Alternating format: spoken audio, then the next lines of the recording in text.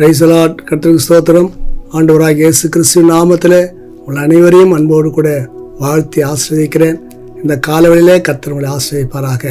அருமையான தேவ பிள்ளைகளே, ஆண்டவராகிய தேவன் நம் எவ்வளவாய் நேசிக்கிறார் என்பதை குறித்து ஒவ்வொரு நாளும் தியானித்து வருகிறோம். எப்போதுமாய் அப்போஸ்தலனாகிய பவுல் ரோமாபுரி சபைக்கு ஒரு வார்த்தை எழுதியிருக்கிறார்.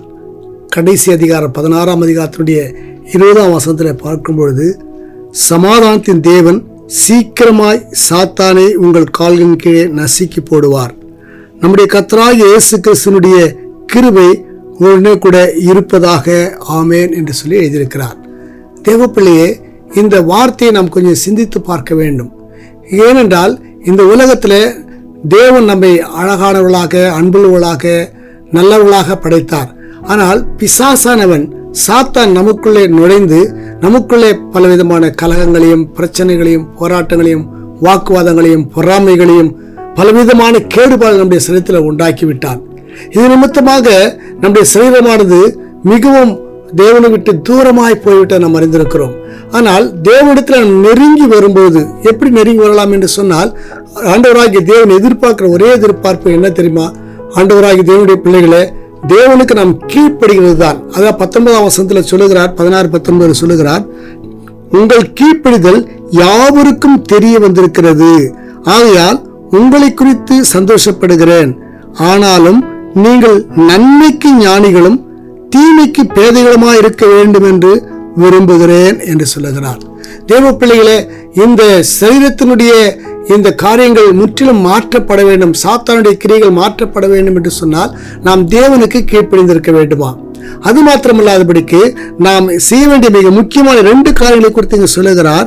நாம் நன்மைக்கு ஞானிகளாக இருக்க வேண்டும், நன்மைக்கு ஞானிகளாக இருக்க வேண்டும், தீமைக்கு பேதைகளாக இருக்க வேண்டும்.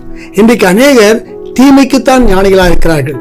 தீமை செய்வதில் அதிகமாக ஈடுபாடுகளாக, யாரை எப்படி கெடுக்கலாம், யாரை எப்படி பேசலாம், யாருடைய வாழ்க்கையில நாம் விளையாடலாம் என்று சொல்லி அநேகர் தீமைக்காக அவர் ஓடிக்கொடுக்க நாம் பார்க்கிறோம். ஆனால் இங்கே பவுல் சொல்லுகிறார், இந்த ரோமாபுரி சபையை பார்த்து சொல்லுகிறார், நீங்கள் நன்மைக்குத்தான் ஞானிகளாக இருக்க வேண்டும். அருமையான தேவ பிள்ளையே, நாம் நன்மைக்கு ஞானிகளாக இருந்து தீமைக்கு பேதைகளாக, தீமை வரும்போது ஒன்றும் அறியாதவர்களாக, அதை குறித்து சிந்திக்காதவர்களாக நாம் கடந்து போவோம் என்று சொன்னால், அப்பொழுதுதான் தேவனாகிய கர்த்தர் சாத்தானை சீக்கிரமாய் என்ன செய்வாரா? சீக்கிரமாய் உங்கள் கால்களின் கீழே நசுக்கி போடுவாராம். நல்லா சிந்திச்சு பாருங்க. நாம் நசுக்க வேண்டிய அவசியம் இல்லை. நமக்கு எதிரடியாக செயல்பட்டதான சாத்தானை ஆண்டவரே நசுக்கி நம்முடைய காலின் கீழே போடுவாராம். எவ்வளவு அற்புதமான ஒரு செயல்! ஆண்டவர் எவ்வளவா நம்ம நேசிக்கிறார். தேவ பிள்ளைகளை, காலின் கீழே நசுக்கி போடுவது மாத்திரமல்லாதபடிக்கு அவர் சொல்ல, கர்த்தராகிய இயேசு கிறிஸ்துவின் கிருபை உங்களோடு கூட இருப்பதாக என்று சொல்லுகிறார். நசுக்கி போட்ட பிற்பாடு பாருங்க, சாத்தான் கால் கீழே வந்து விடுவான். அதன் பிறகு தேவ கிருபை நம்மை ஆளுகை செய்யும். அந்த கிருபை நம்மோடு கூட இருக்கும். அந்த கிருபையிலே நாம் பலப்படுவோம். அந்த கிருபையிலே நாம் வாழ முடியும். அந்த கிருபையிலே தேவ ஆசீர்வாதத்தை நாம் பெற்றுக்கொள்ள முடியும். ஆனால் இந்த கால வேளையில தேவ சமூகத்துல நாம் செய்ய வேண்டிய காரியம் என்ன? ஆண்டவருக்கு கீழ்ப்படிந்து நன்மைக்கு நாம் எப்படி இருக்க வேண்டும்? நாம் நன்மைக்கு ஞானிகளாக இருக்க வேண்டும். நன்மைக்கு ஞானிகளாகவும் தீமைக்கு பேதைகளாகவும் இருப்போம் என்று சொன்னால் சாத்தானை நம்ம காலின் கீழ் போட்டு நசுக்கி போடுவார். நம்முடைய வாழ்க்கையில கிருபை எப்போதும் தொடர்ந்து வரும்.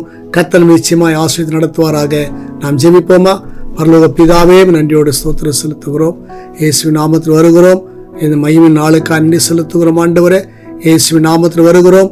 மகிமின் தேவனாய் கர்த்தர் உம்முடைய பிள்ளைகள் ஒவ்வொருவரையும் ஆசீர்வதிப்பீராக. ஆண்டவரே, ஸ்தோத்திரம். சாத்தானானவன் பல விதத்தில் கர்த்தர்களுக்கு எதிரடியாய் செயல்பட்டாலும் என் ஆண்டவராகிய எங்களுக்காக நீர் கடந்து வந்து எங்களை கர்த்த ஆசீர்வதிக்கிற தேவனாயிருக்கிறீர். ஆண்டவருடைய வார்த்தைக்கு நாங்கள் கீழ்ப்படி நடக்கும்போது ஆண்டவரே ஸ்தோத்திரப்பா, ஆண்டவரே கர்த்தாவின் நன்மைக்கு நான் ஞானிகளாகவும் தீமைக்கு பேதைகளாக மாறும்போது சாத்தானை சீக்கிரமாக கர்த்தாவே எங்கள் காலின் கீழே நசுக்கி போடு என்று சொல்லப்பட்டிருக்க மாத்திரமல்ல, எங்களுக்கு அட்வான்ஸாக தேவன் கொடுக்கிற இந்த கிருபைக்காய் ஸ்தோத்திர ஆண்டவரே, எங்களை தொடர்ந்து வரத்தக்கதாக, எங்களோடு வாசம் செய்யத்தக்கதான கிருபையை என் தேவன் எங்களோடு இருக்க கொடுக்கிற தயவருக்காய் கொடான கொடி ஸ்தோத்திரம் எடுக்கிறோம். ஆசீர்வதிப்பீராக.